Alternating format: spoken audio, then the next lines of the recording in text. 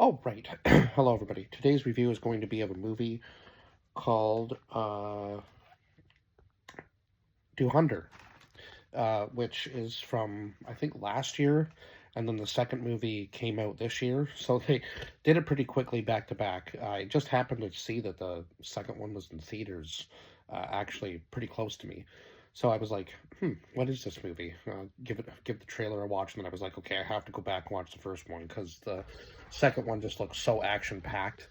Um, so this is, I don't know if this would be considered like a Bollywood movie or what, because it didn't really feel like the typical Bollywood movie, but I guess that's maybe what it would be classed as. Don't forgive me if I'm wrong, but I think that's what it would be classed as anyway. Um, but yeah, I guess this was based loosely on some truth, and it actually had some stuff in it that showed like the real life events, and I was like, oh my god, like this is a pretty intense film. Now, obviously, this is again loosely based on the truth, so I'm not really sure if they ever did an operation like this where they sent people in to actually infiltrate like gangs and stuff in Pakistan in order to kind of like I guess I guess their main goal was to stop terrorism from within like their own country, right? So yeah, it would make sense that an operation like this could be possible if they pulled it off correctly. But we'll go over the cast list because I have a few pages of stuff to talk about, obviously, and some pretty important dates and like places that we travel to and so on and so forth. So yeah, we had Ranveer Singh who played Hazma Ali Mazari or Jakarat Singh. I want to say that's how you pronounce the name anyway. And then we had Alshay uh, Hana, who played uh, Raymond Decate, and he was like the main. I guess you could say almost like the main villain, but also kind of like the underground king of this little place called Lyria. I want to say is how you pronounce it. And then we had Sanja Duell. I hope I wrote that right. Who played SP Chauhardi Aslam. And then we had Madhavan, who played Ajay Sanye, and Sarah Arjan, who played Yelena Jamali, and Rakesh Betty, who played Jamil Jamali, who was her father, Asif Ali Haider Khan, who played Babu Dekate, who I guess was, um, I believe it was Raymond's father, right? And then we had Arjun Rampal, who played Major Iqbal, who was one of the most important characters of the entire movie. Ankit Sagar, who played Yavid Kanani, and Mustaq Nakai, who played Altaf Kahani, and Ashwandar, who played Arsha Papu, who was like the other guy trying to like make his way through the entirety of like the underground uh, gangs and so on and so forth in Pakistan. Now, there was there one name that I forgot? I feel like there was a name that I forgot just before we.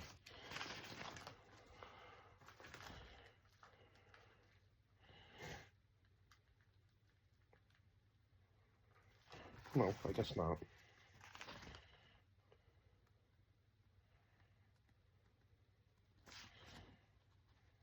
Oh no, it was Ajay Sanye that was the important one. Sorry, I yeah, I was mistaken about that. Not that the other character that I mentioned wasn't important either, but yeah. So this movie was kind of unique. If you're into like super long movies, now this movie I think was its runtime was almost 3.5 hours. So I watched it between 2 days because I just couldn't fit it all into one day. I do work nights, so I do have to go to bed eventually at some point. And I was like, I think I was about an hour and a half or a little bit more into it, which is why I liked that it was into chapters. So in chapter one, called the Price of Peace, We actually start out on the 30th of December in 1999 at a Kandahar airport. Um, Now, this was like a hijacking situation, and they had taken the people hostage. And the terrorist on the plane wanted certain people released from jail, so that's what they, I guess, were offered. And um, now we had Davicourt, or yeah, Davirat Kapoor, who was the Minister of External Affairs in India. He had come over, and I guess along with Ajay Singhai, the Director Intelligence Bureau, India. That's where he was stationed out of. So I guess they had basically come up with this. Yeah, basically they were giving the guys, the terrorists, what they wanted so that the hostages could be let off the plane, right? Now, I don't think they ever followed through with that plan because it seems like the same guys came back a couple years later. And they had met with K.S. Buller, who was a special secretary at RANW and AW, I guess. So yeah, they had, I guess that was when they really decided that they were going to do this whole mission, the Dhurandhar mission, or Dhurandhar, yeah. Yeah, I think that's how it was pronounced anyway. Yeah, so these guys came back in 2001, and they had attacked the Indian Parliament. Attack was what it was, and Sushant Bansal or Bonsal was the deputy director of the Intelligence Bureau. He was also there during that attack. So again, there's a lot of like important names that are mentioned throughout this film. So I was doing a lot of pausing because it was like loosely based on real life story. So we have that attack happen, and then we go into the chapter 2, Stranger in the Land of Shadows. This is in 2004 now. Bard-e Matel, northeastern province of Afghanistan. That's where we are now. Then we go into Pakistan. We get to the Pakistan-Afghanistan border in Torkham. And then we travel to the Karachi bus stand. And then 1 year later, we finally get like little bits of flashbacks of what Mazari's mission is. Now, they don't tell us much. We just kind of get like a flashback of like where he came from, sort of thing, but they don't really explain too much about it. So that was kind of how chapter 2 ended. And then chapter 3 was the Bastard King of Lyria. And I spelled it wrong there. So we finally meet Babu Decate, who is supposed to be, I guess, kind of like, I guess between the two brothers, or yeah, like between Raymond and Babu, they kind of like own the whole underground. So Babu shows up, but I guess he's not really as good as he says he is, because he is trying to also get his men to assassinate Naeem Balak, who is Raymond Decate's son. And obviously, at this point, Mazari is trying to get into Raymond's good graces. So he attempts to save him, but unfortunately, his son is assassinated in the process. Raymond shows up at the hospital and, of course, ends up recruiting Mazari for his job. And this is when we also meet Jamil Jamali, who is a member of the National Assembly Pakistan Awami Party, PAP. So I guess that would be the short form for it, right? And then we have Uzar Balak, who is Raymond Decate's cousin, and I believe that they were all like working together in the same gang, right? And then eventually we get to the point where Raymond takes out Babu for killing his son, which makes sense, you know. I guess kind of like Mazzari was pointing him in the direction of like, I would get revenge. Uh, like, who cares about the political side of things, right? Like, I would just take revenge right now. And then that's what leads us into chapter 4, Bullets and Roses. So these chapters have some pretty cool names. And now we're into 2007 at the Kakri ground in Lyria, Karachi. And this is when we meet the Kanani brothers, who covered expenses for all of the PAPs, and we kind of learn more about like the dirty money that they make and how they make all these like fake rupees and so on and so forth and put them in with the real money. So there's a lot of stuff that goes on in the underground. And of course, yeah, they covered all the expenses for the PAP's elections. I just said that, yeah. And then all the dirty money and stuff. And then Raymond, of course, talks about moving into politics himself. And Mazzari kind of ends up having this love interest for Jamali's daughter, Yelena. So he shuts down like a whole party just in order to just meet her. So that was kind of a crazy. And then we also meet Major Iqbal, who was Inter-Services Intelligence, ISI. So, yeah, he was, I believe, like part of like basically,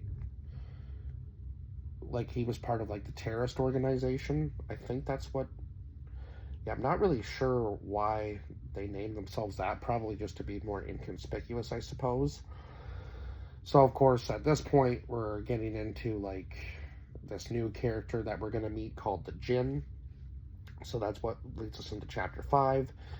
And that's when we meet SP Chahardi Aslam.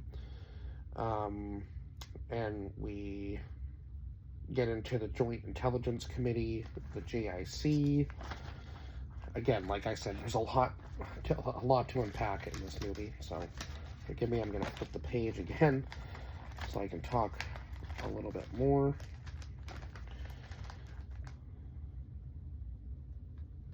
And that was in New Delhi. Oh my god, sorry.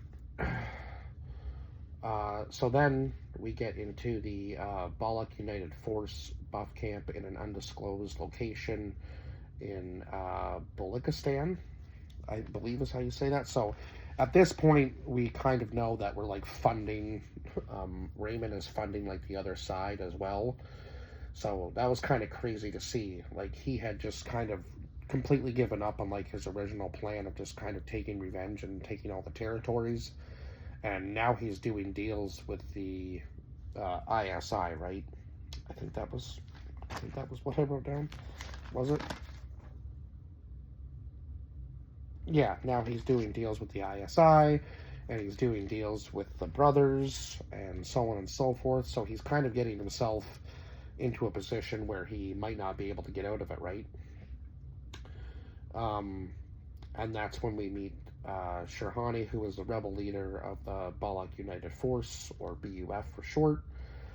And then, of course, we get SP going into the Lyria Task Force office, also in an undisclosed location, because now he's trying to catch Raymond, of course, and his gang.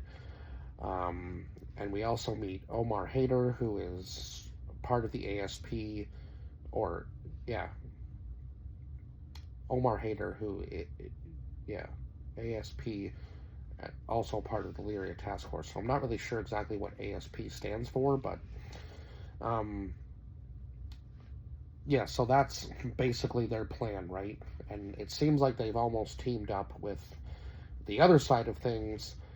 And then we go into Chapter 6, The Devil's Guardian, and of course, Mazzari has kind of figured out that how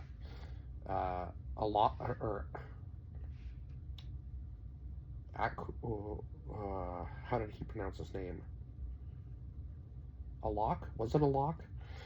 Was given a liquid in order to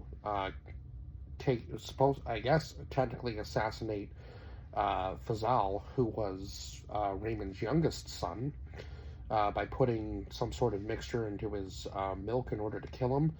And it was Arshad Papu that was behind all of this. And of course, we know that Arshad Papu is basically Raymond's biggest enemy in the underground world. So of course, he would want to slowly take away his family and try to like break Raymond down, I guess, a little bit, so that he could also become like the king of Lyria, because that's kind of what Raymond's position was that he was like the undisclosed or undisputed king of like the underworld sort of thing.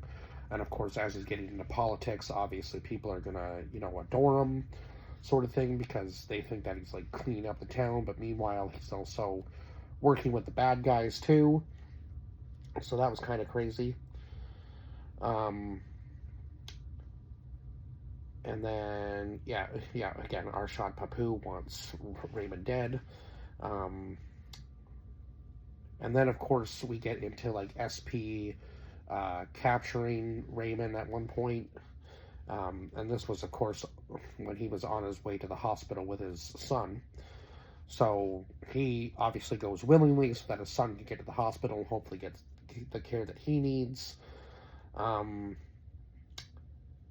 then Mazzari goes on like this warpath and goes right into the task force building and attacks them, and says that he wants Raymond back completely,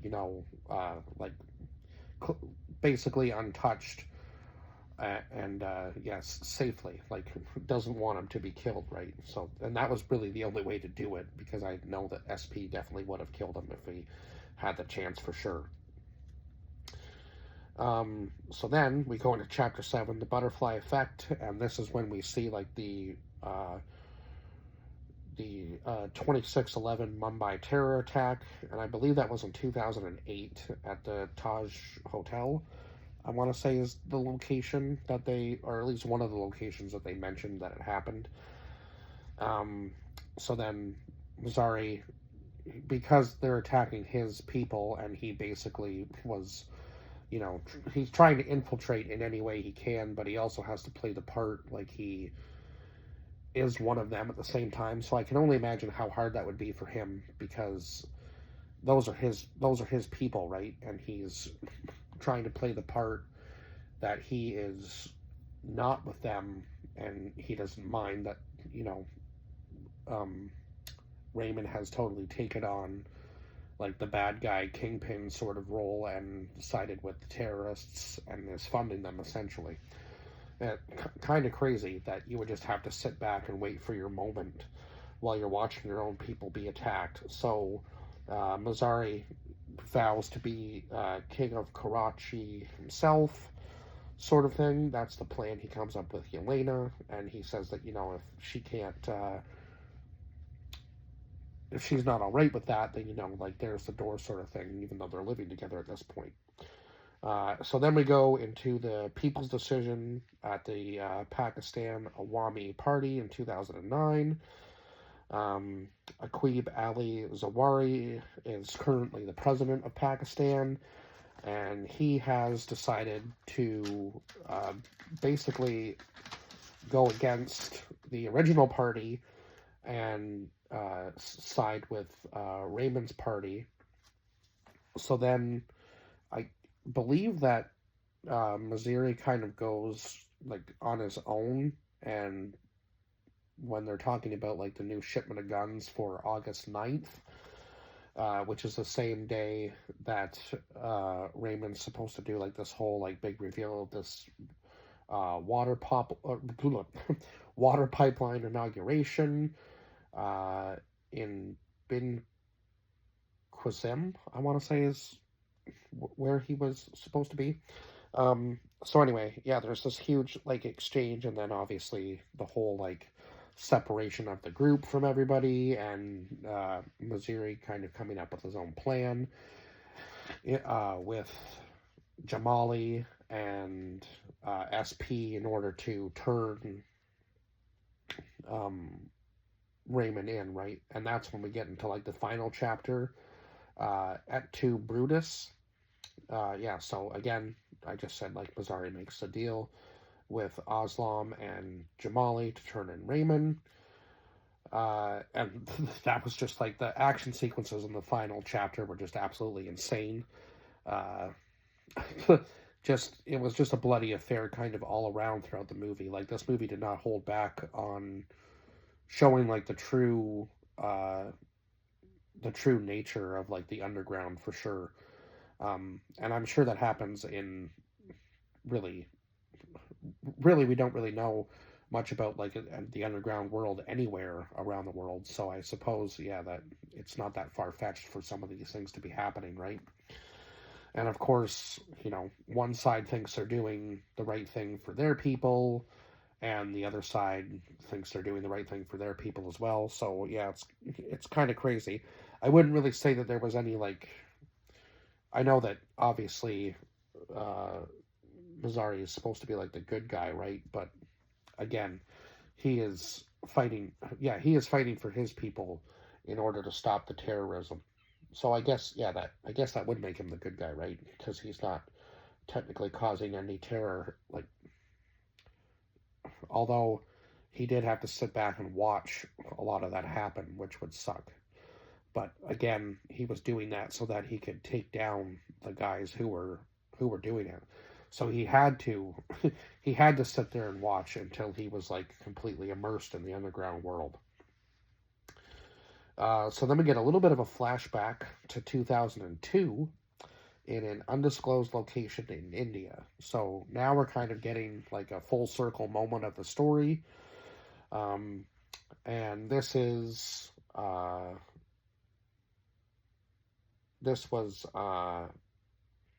Ajay Sanyai explaining the whole story about how Operation Dhurandhar was an espionage mission to destroy the Pakistani underworld. And so that was pretty cool. Like, just knowing that he was basically working for the government, essentially. Um, so they were sending death row or life sentence inmates to do the job, and they sent one. Or maybe they sent many, and we just kind of follow the story of one.